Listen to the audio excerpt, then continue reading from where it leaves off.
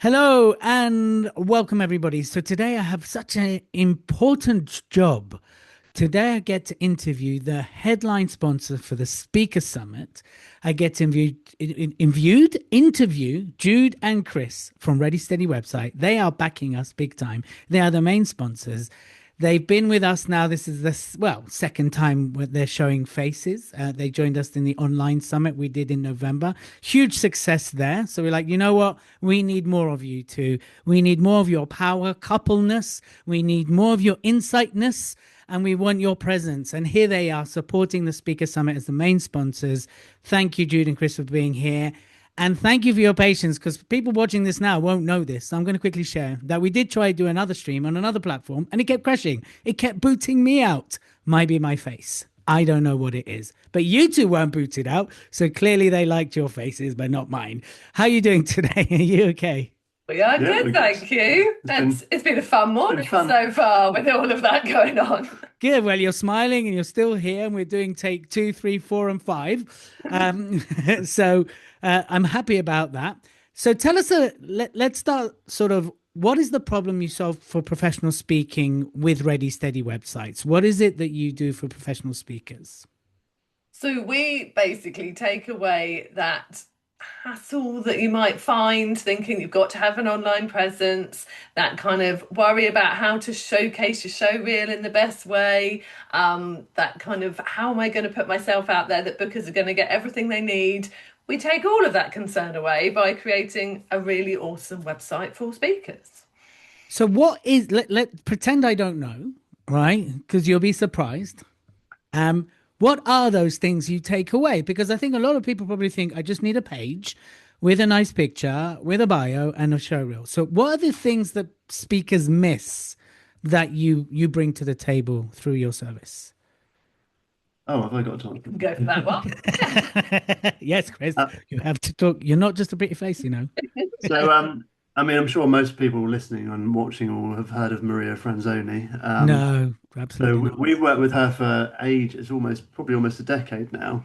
And when we sort of came up with a concept of raise their websites about kind of having designs for different niches, Maria helped us put together what she thought was everything a speaker would need from a website. So that's what we've created, and obviously we've honed it over the years as well. But one of the things that a lot of people sort of miss out on their speaker websites is actually kind of making it an information hub for them and Okay. making it easy to book them as well. So obviously you've got all the normal things like a bit of a bio, show reel, way to contact them. But also if you've got a media kit page where they can grab your photos and they can download little bios, download your one sheets and all that kind of stuff. Those pages are really key because an agent wants to have an easy way of booking someone and they want to have all that information at hand. So if you already look prepared and you've got all that information up top, it makes you look a lot more professional. And as it's quite a hard market being a speaker, anything that's going to give you that edge is going to help you get more bookings. So it's the little bits that matter. So a media pack, or an event pack, which has your photos, your bio, everything that they can. Is there anything else? I know you have a comprehensive list, so we'll put that in the copy as well, so people can check. But what is kind of like some things that you see and like, oh my eyes, I can't believe I've seen that. Like what? Like I sometimes do that when I see certain speakers, like, no, I'm blinded, and not for the good way. What are some things you see? They're like, no, don't do that. What are some of the no-nos? I think I think we still see a lot of incredibly dated websites. So that's definitely a no-no. Like somebody started speaking maybe 10, 15 years ago. They created a website then and went, done that, done my website, ticked that box, let's carry on. And there are so many issues with that. A, the website is going to look dated compared, like, if it was created that long ago. They probably don't look like that anymore. Let's be honest. A Over bit like 15 years, we do tend to change a little bit. And so, especially when you are in an industry like being a speaker and you are definitely the face of what you do, someone doesn't want to be booking one thing and getting another. They need to a be bit knowing like dating, right? When yeah, you like, I don't know, I haven't like dated for a that. while, but I've heard horror stories Yeah. where you see one picture and the person showing up is completely different. Yeah, and it is a bit like we've done it. Like we've had people book calls in with us, and obviously we go and have a look at their website first before we have the call. We do our preparation, and then they appear on Zoom, and you're like, oh, that's not who I was expecting. So yeah, I think yeah, making sure it's not you haven't done a tick box exercise website years ago and left it there, and it now really looks bad.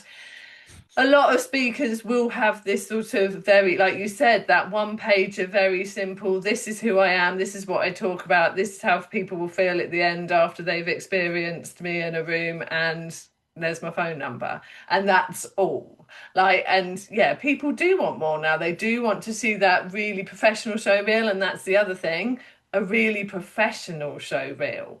Getting your mate to phone on their phone from the back, like film on their phone from the back of a room with everyone's heads in it, and someone stands That's up not and good walks enough, right? past. And yeah, those things again could be slicker to like show people off in a better light. So I think it is just that polish. That I think that's really important to help people stand out alongside having all of those things on there that are going to make people go, whoa, this is easy. If this was so easy getting in contact with them, finding what I wanted before I talked to them, and they've put so much effort into this part of their business, that's probably going to reflect in how awesome they're going to be when I actually talk to them and when I get them in the room. Right. So yeah, I think that is important. So it's a little bit if you want to look like a 5, 10K speaker, your website needs to look and you know the same, right? And no shortcuts. Same with your editing, same with your assets, which is what you're talking about. So, you know, by the way, if you've never heard of Maria Franzoni before, she's our ambassador. She's worked very closely with us. And actually, it's because of Maria, we're actually in the same, in this case, Zoom. And now you're sponsoring the event. It's because of her. She went, listen, you need to speak to Chris and Jude. Or Jude and Chris, without some, I know some couples like the woman first. I don't want to offend anyone, but you know, I do know that's a thing, right? So I have to be careful. But she was like, you have to talk to these guys, right? And that's kind of thanks to her we're speaking, and here you are sharing your wisdom. So there's a lot of sort of you know slick website. It's got to look the fee you want to charge. You've got to have all the bells and whistles. So that's what you're saying. Do have the extras that get you to stand out. Now, with the world of websites changing, with the world of AI, and now what's kind of shifted is it used to be people like yourselves going, oh, let me check out the website. Now it's AI that's trolling the websites and is being. So what do people need to be aware of? Because I think this is what you do. So I don't want you to give away what you do, but what do people need to be aware of now? Because AI is checking websites, not potential bookers, and they'll present them to the bookers. So, what do people need to be aware of in that respect, in that shift? I think it's so hard because it is changing all the time. But I think one of the key things is to really be on top of what people are searching for to find what they do. And that's a rule for the whole of SEO. And to make sure that those questions are being answered on the website. Um, to make sure that regular content is going on the website. So there's new stuff there all of the time to help with that. So whether it is like blog posts or whether it is podcast episodes with show notes, things like that that are going to make the website continue to surface and be interesting to those looking for it, whether it's search engines or AI. I think it's important as well to have a range of profiles online. So you're not just got your website, having YouTube account that links to your website, having social media presences across a couple of platforms that link to your website, everything coming back to your website. But all of those things are going to help. And AI and search engines aren't just surfacing websites, they are surfacing results from YouTube, they are surfacing results from social media. And that's why, again, it's important for those accounts to be pointing back to your website. So once they've found you there, they can go, oh, that's an awesome website. Let's go and take a look at that. Designed and delivered by Ready Steady websites. I mean, preferably, yeah. Chris, what were you going to say? Sorry, I interrupted you there. I was just going to basically just back up what Jude said. So anything that you can do to kind of put yourself out there and make it consistent across all the relevant platforms, the better. Obviously, making your website the hub is key in that element as well. and like you said, pushing people back to the website all the time. But if you're kind of struggling for like, if you're not a blog writer, maybe that's not the way you go. Maybe you do case studies once a month or case studies once every quarter to show the kind of things that you're delivering for various clients. Maybe, if you're not a blog writer, you could get someone to transcribe your YouTube clips or your reels and make posts out of that. So there's various ways to get VAs to do it, or maybe use a bit of AI, a bit of ChatGPT to write your blog posts for you and you can edit them afterwards. But I think in terms of when people actually get to the website, AI doesn't have much of an impact once they're on the website. AI is not really affecting the website experience as such. They're Hmm. still going to be going through the web pages and viewing the show reels, still be going through the website in the kind of traditional way as kind of traditional as websites are, because they're still fairly new, I guess. But so that's the important thing as well. But the other thing in terms of kind of like Jude saying about sort of dated sites as well, you can go too far the other way and make the sites too trendy and too whizzy. So Okay. you need to just make sure the user experience when they get to the site that it's easy to navigate. There's not too many things whizzing off the screen. There's not too much clever stuff going on because that can also quickly date your website. So it Okay. should feel timeless, but the content should be up to date, if that makes sense. Yeah. Yeah. And just on that note, because you mentioned AI doing stuff for you. Um, and again, if I'm veering too much into, hey, you're giving away our stuff, to pull me back. But does using AI on, like, let's say, writing blogs, getting AI, how does Google respond? Like, how does that respond if it picks up it's AI written? Will it suppress it? So it's a difficult one. What we normally say is to get AI to outline a post for you and then write it in the human voice. I think AI can probably get you 50 to 75% of the way there on a blog post, but then you have to make sure it feels like you at the end. Yeah, Google will be able to surface AI, but it will get harder, and other search engines, it will get harder for them to recognize when AI is being used because it will get better over time. So it's Okay. an interesting one to see, Yeah. really. I mean, we very much at the moment, if we've got our clients asking us about using AI for writing blog posts, yeah, it's very much a use it to help you, but it really does have to be significantly edited. Or, like Chris said, get it to give you a structure for a post, give you some headlight subheadings and things like that, and then you write the content. Because I think that's most people's problem when they're writing content. It is getting that idea and the flow of it initially, and then actually, if you've got some key bullet points to work off, on the whole, then the words tend to come out because you're writing about what you know about, and it's all in there and you've got the knowledge and you're all brilliant at what you do. So, yeah, just getting the structure from AI to help you is a good idea. And then, yeah, write it So I yourself. guess back to dating, like AI can write you the great profile. It might even make you look good, but you still need to show up and do the work, right? Yeah. And win the person over. So there we go. We're going down the dating route today. It's all about dating. I don't know why. I'm happily married, but hey ho, let's keep that metaphor.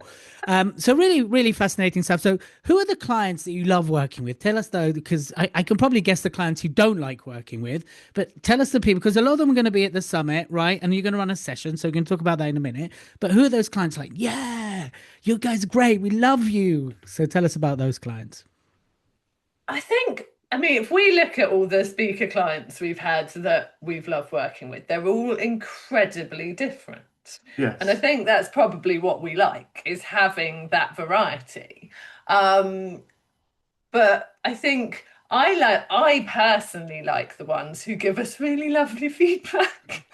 Which sounds stupid, but not just No, to that's not stupid. not just to boost our ego, but to kind of really show that what we do works. So there's one client we have, he's been with us for years now. Like he must be with us for about 7 or 8 years, I'm going to say. And he is a speaker. He does a lot of work with corporates, although he is not very corporate himself, I would say. But he also has written a book recently. And when he was looking for an agent to take his book to publishers, he sent us a little message and he said, I just want to say that I got myself an agent and my website was a massive part of that because she Ah, sent me a message saying that she'd love to represent me because she looked at my website and that everything was on it so it would make me really easy to sell. there you And go. I was just like, so yeah, having clients that give us that feedback, I love that because it shows that we've really helped them. So clients we can really help. I suppose they're our ideal clients. and, Really and they're does want willing to feedback. invest. I think, there's a spectrum of people that you can help, but I think and this is a sign of commitment. It's not just about, you charging. And I find this in the industry where what I do, right? Including in the Speaker Summit, the Speaker Awards, it's those that are willing to invest that also get the most out of it. It's those that are reluctant to invest sometimes can be the most difficult ones to work with, because an investment is a sign of commitment. If you're really committed to this craft, you will invest in your website and you will invest in your showreel, right? And you invest in all these things. And so I understand that premise. And of course, getting great feedback is fantastic because it's just a nice confirmation. I mean, if people are happy and they go, thanks, that's great, and they're out, I guess you're equally happy. But it's that kind of client magic that you're talking about when they kind of go out, something happened outside of your normal, like the fact that the website was the deciding factor of them getting signed as an author. There was those little moments, like someone recently on LinkedIn sent me a message going, you won't remember me. I had a different name, but you were so generous to me and so kind to me that I will never forget it. And she's talking about something 5 years ago that I had forgotten about in the pandemic. So it's all those little magic client moments that you're talking Yeah. about. So did you I want mean, to do add you something? have, because you do most of the direct work with them, have you got like a favourite one? I mean, whether you want to name them or not. You can I, name them. I mean, you're not shaming, you're just naming people. I I'm think sure they won't mind the exposure. it's nice when obviously we're talking about sort of dating relationships and things, but having a website or a brand or anything that kind of stuff, it does involve having a relationship in that way that you have to understand someone. Yeah. And the amount of demo calls I've been on with people, or just some of the onboarding calls, or just calls in general, where I've physically seen the other person at the end of the call relax because they've suddenly realised that we know what we're talking about and we are actually going to be able to help them.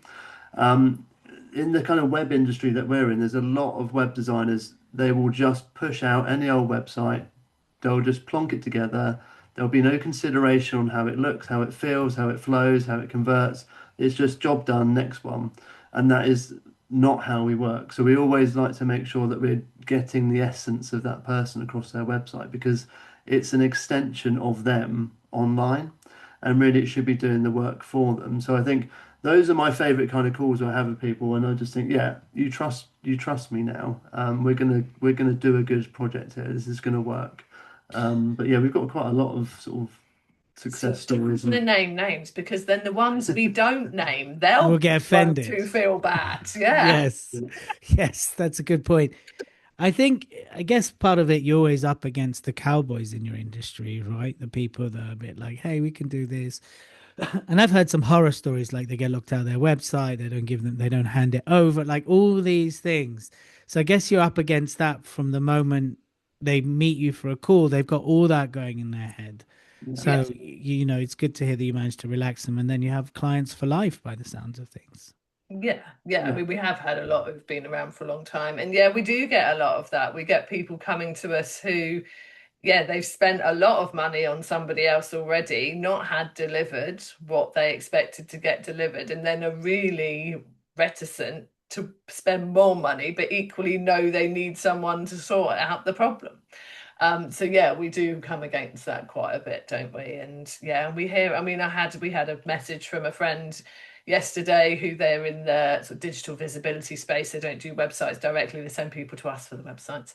But she will work on their SEO and that kind of thing. And she sent us a message just saying, I've got a new client I'm starting to work with. They've had their website done about 7 months ago, and they've realised that none of their sort of old URLs or anything was mapped to their new site. So they've lost all of this SEO that they had built Oh, man. is because nothing has been mapped over. They've got so many 404 errors coming up and everything. And yeah, just the people who did their new site, just I don't know whether they had no concept that that should be done because they weren't very experienced, or but working with someone who doesn't really know what they're doing can cause a massive headache because they've gone from thousands of hits on their website a month to 100. And Yeah, which can kill revenue, yeah, right? exactly. Absolutely. So, yeah, there are definitely people out there who aren't good at what they do, don't know what they're doing, will take your money and, yeah, not deliver. And yes, that it's good for us in some ways because it gives us work, but equally it's bad for us because then yeah, we're fighting against that to go, but we're Yeah. one of the good ones. Yeah, and you almost have to double do to kind of prove you are the legit and not them. Yeah. So it's almost like they come with this magnifying glass, trying to worried that it's going to go. And any hint, they're like, so yeah, like once burnt, right? That whole Yeah. notion as well. So so let's flip this. What will people, when you run your session at the Speaker Summit on the 3rd of July in London, what are you going to be doing in your session so people can look forward to that? So yes. So we're going to make it really practical. Okay. So we do, when obviously we were on, like you said, we were on the online summit at the end of last year, and we do a lot of this. We do a lot of talking around kind of you should have this is on your website, and you should do this and this, that, and the other. And we're going to run a very practical session that will work for people, whether they've got a website and they know that maybe they should have a little think about it, think about a refresh, think, cast a critical eye over it is how I like to say, or whether they are thinking, no, I need a website, I haven't got one, or yeah, do you know what, it's done, let's start from scratch again. So we're going to really give them an opportunity to really think about what they have on there, do a bit of planning around it, have some discussions about it, have an actual workbook for them to work through, and yeah, and that is how our session is going to go, a real practical critical thinking planning session around the website, and thinking about what they want to get out of it and that kind of thing. Brilliant. Okay, well, I'm excited to have you backing the Speaker Summit, being our main event sponsors. That sounds like a great. I think I might come and attend that session. Just talking to you, I'm like, oh my God, maybe it's time. It's probably time for me to look at my own website because also I'm shifting. My brand shifted, my messaging shifted, and while I've shifted the kind of the copy on it, I haven't really shifted much else. So maybe it's time for a review and talking to you. So you see, that's a great sign, right? I'm like, oh yeah, maybe I should. That's maybe time for me. So I'm excited about your session. I'm excited that you are part of this journey. I'm excited we managed to do this twice, not to fault of our own, and you're still here smiling. So that's a good sign. Any last words of wisdom before? I mean, we'll include the little audit that you gave last year. So I want to include that. So in case people haven't seen it, and I know I sent it earlier this year, but it's always good to rush people so they can also look at some of the stuff you're talking about as well. But any last words of wisdom you want to impart before we wrap this up? I think for me, it is really, yeah, not letting a website just sit there, not just putting it there and forgetting. Like it should be an ongoing tool, really, that you're using for yourselves and that is really useful for people coming to your site. So, yeah, our website checklist is a great tool to use to audit your website and just see, yeah, are there things sitting there that shouldn't be anymore? Are there things haven't even considered doing on there? Just to get you to a starting point of thinking about it. So, yeah, I think that's my thing is that it's never a finished thing. So yeah, just keep working on it. Yeah, I think, and the kind of flip side of that. So once, say you've got a lovely, amazing website, it's doing everything that you want it to be doing. How are you then dealing with the people that are coming in the top end, and how are you then either nurturing them or converting them to clients, getting booked in for calls? Do you have any processes in place? Is there anything you can automate at that side of the business as well? Because that's one of the things. So we recently started helping people with the whole CRM, Ah, email automation, all that kind of jazz, because it's great having a lovely looking website that convert people, but then they're too busy to reply to the emails or put them in for calls or do follow-ups or add themselves tasks, and all of a sudden it pops into their head at midnight that they haven't got back to that person.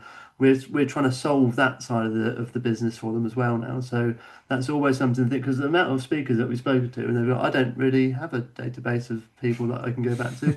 I could look through my old emails, I guess. And they don't even have a spreadsheet. Like at the minimum, you should have a spreadsheet of your ex-clients, so or Yeah. current clients. So yeah, that's the other look that behind it as that well. I feel like we should open up a whole nother conversation, but let's leave something for another time. Maybe we'll put a bit of that in our workshop in I July. think it's worth it. I think that's Yeah, really that is, and you hate you. I see what you did there, Chris. You held it right to the end, left us hanging, and then you're like, oh, okay, because now I bet loads of ears like bing, bing, bing. So brilliant. I love how you did that. It's like the trailer ends on a hook, and you got to watch the part two. That's your Awesome. media background there, isn't it, Chris? yeah. If you brought it in, yeah. Yeah, just at the end, right? Brilliant. if you could do a little bit of that, that'd be great. But I feel we can certainly have another conversation about that stuff because you're right. A lot of people, and of course, their attention only ever goes to the ones that are hot, right? They're not really nurturing. Like, oh, we want to book you. Great. Let me put my attention there versus previous inquiries and nurturing that and things like that. So that is fantastic. We can't wait to welcome you into the room on the 3rd of July in London. Ready Steady Websites. Thank you very much, Jude and Chris. Thank you for being here today and persevering and being patient. And we will see you both very soon. Have a lovely rest of the day. Thank you. Bye. Bye.